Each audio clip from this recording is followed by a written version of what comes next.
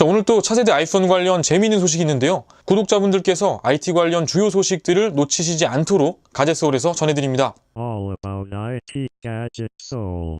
여러분들께 친숙한 이름이죠. 맥 오타카라. 맥 오타카라에서 차세대 아이폰의 목업으로 보이는 영상을 공개했습니다. 우선 차세대 아이폰의 세 가지 모델 중 6.5인치 OLED 아이폰의 카메라가 듀얼이냐 트리플이냐를 가지고 말들이 많았는데 영상의 내용이 사실이라 가정하고 정리해보면 6.1인치 LCD 아이폰은 예상대로 싱글, 5.8인치와 6.5인치의 OLED 아이폰은 듀얼 이렇게 정리가 됩니다.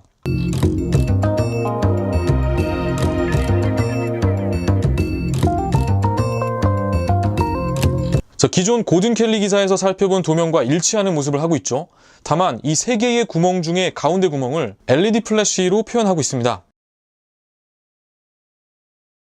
혹시 직전 내용을 다룬 에피소드를 못 보신 분들이 계실 수 있어서 간단히 정리해보면 고든 켈리의 포브스지 기사에서 액세서리 제조업체 고스트텍이죠. 이 고스트텍의 도움을 받아 해당 도면을 공개했습니다. 당시 고스트텍 측에서는 가칭이죠. 이 아이폰 X 플러스, 그러니까 6.5인치 OLED 아이폰의 카메라는 트리플이라는 이야기를 했다는 겁니다. 그리고 고든 켈리 본인은 본인에게 유출 내용들을 전달해주는 고스트텍 이외에 또 다른 소스에서는 이 6.5인치 아이폰의 카메라가 듀얼이라고 확신하는 것도 있기 때문에 고스트텍 측에 이게 트리플 카메라가 맞는지 재차 확인을 해봤다고 하고요. 답변이 트리플 카메라가 맞다고 했다고 합니다. 물론 해당 기사에서 고든 켈리 본인은 아직 두 가지 가능성을 열어두고 있다 이렇게 이야기를 했고요. 자, 바로 이 부분이죠. 이게 트리플 렌즈의 다른 위치의 LED 이런 형태가 될 수도 있고 기존 아이폰 X처럼 듀얼 렌즈와 그 사이의 LED의 형태 이렇게 두 가지의 의견이 있는 겁니다. 여기까지가 이제 직전 내용들이고요. 그리고 바로 오늘 맥 오타카라에서 전한 내용은 5.8인치와 6.5인치의 OLED 아이폰 모두 듀얼 렌즈로 해석하고 있습니다.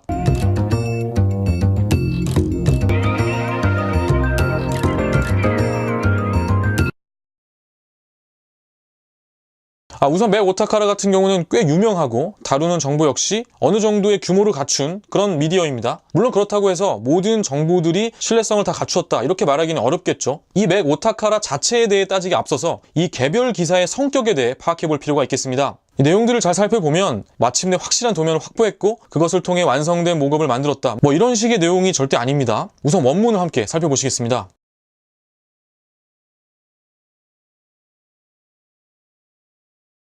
이 내용은 그런 내용이죠. 본인들이 예전에 유출된 것으로 보이는 그런 도면을 한번 공유를 했었는데 그 이후에 넷상에 그 다음 버전, 그러니까 최종 버전으로 생각되는 그 CAD 도면들이 또 돌아다니고 있는 것 같다. 그 도면을 확보를 해서 그 도면의 모습대로 목업을 만들어 봤다. 뭐 이런 내용입니다. 자, 여기서 짚고 넘어가야 하는 게 출처 자체가 넷상에 있는 도면입니다. 그 도면은 그저 최종 버전으로 추측이 되는 그런 도면이라는 거고 그 형태로 만들게 되면 이런 식의 모습을 가질 거다 이런 내용이죠. 그리고 조금 더 따지고 들어가면 목업 제작 시에 의뢰 업체의 제작 정확도에 대한 부분도 있을 거고요. 한 발 더 나아가서 이 내용을 살펴보면 이 원문 내용의 두 개의 도면에 대한 언급이 있는데요. 각각 어떤 도면을 이야기하는지도 한번 추적해 볼 수 있습니다. 우선 앞쪽에 나온 도면은 이 도면이죠.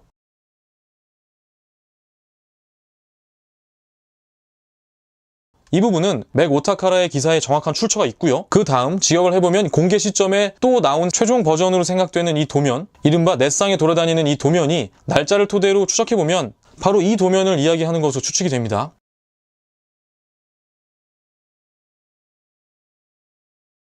고스트텍이 제공을 하고 6월 11일에 포브스지에 최초 게재가 된 바로 이 내용이죠. 실제 목업의 모습이라든지 그 도면과 목업의 치수들이 거의 일치하는 사이즈를 가지고 있고요. 다시 본론으로 돌아와서 이번 포스팅의 핵심은 결국 이 목업 자체가 넷상에 돌아다니는 그런 도면을 통해 제작을 한 것이기 때문에 이 상세 스펙의 신빙성은 이 포스팅 안에서 확인할 수 있는 것이 아니라 맥 오타카라가 참고한 이 도면과 목업 제작 기술의 정확도가 좌우를 하게 되겠네요. 그리고 결국 가장 중요한 후면 카메라의 렌즈 개수에 관해서는 맥 오타카라 역시 아직 모르고 있다고 보는 것이 합리적일 것 같습니다. 그리고 그것과는 별개로 현재 대다수의 언론의 보도 스탠스는 차세대 아이폰에 트리플 카메라가 안 들어가는 쪽으로 형성이 되어 있다는 것도 함께 말씀드립니다. 자, 맥 오타카라의 포스팅을 살펴보면 본문 내용들이 이런 내용들로 채워져 있습니다. 목업을 만들고 난 후에 확인을 해보니 이전 버전의 케이스를 사용할 수는 없을 것 같다. 카메라 직경이 커진 것으로 보아 카메라 성능이 향상될 것 같다. 플래시와 마이크의 위치가 수직이다. 아래에 있는 스피커 홀이 좌우 대칭이 아니다. 이런 내용들입니다. 그래서 사람에 따라서는 크게 의미 없는 이야기를 하고 있구나 이렇게 느낄 수도 있을 것 같습니다. 하지만 그렇다고 해서 이 포스팅 그리고 이러한 시도들을 평가절하해서는 안 되겠죠. 아주 바람직할 뿐만 아니라 또 감사한 포스팅이라고 생각합니다. 사실 사전에 도면 같은 것들을 어떤 경로를 통해 획득하고 유출할 수 있는 사람은 선택받은 아주 극소수에 불과하고요. 나머지 사람들은 그저 끊임없이 확대, 재생산하는 일에 매몰됩니다. 그런 상황에서 우선적으로 중요한 것은 출처에서 밝힌 사실에 해당하는 부분과 본인의 의견이나 추측을 정확히 구분해 전달하는 것이고, 그것보다 더 중요한 것은 이번 맥 오타카라처럼 원 출처의 내용들의 한 발짝 더 나아가서 탐구해보는 그런 자세겠네요. 고생하셨다는 이야기를 드리고 싶고요. 아울러 뒷부분의 카메라 렌즈들의 개수나 일부 디테일한 부분이 아직 베일에 쌓여있긴 하지만 해당 목업과 크게 다르지 않은 모습으로 차세대 아이폰을 만날 것이라고 생각이 되네요. 자, 어느덧 6월이 저물어 갑니다. 9월까지 엄청 많이 남은 것 같이 그렇게 느껴졌는데 시간이 어느새 이렇게 지나가 버렸습니다. 남은 몇 달의 시간도 일상에 몰두하며 그렇게 시간이 흘러가길 바라면서 오늘 에피소드 마치도록 하겠습니다. 즐거운 하루 되십시오. 감사합니다.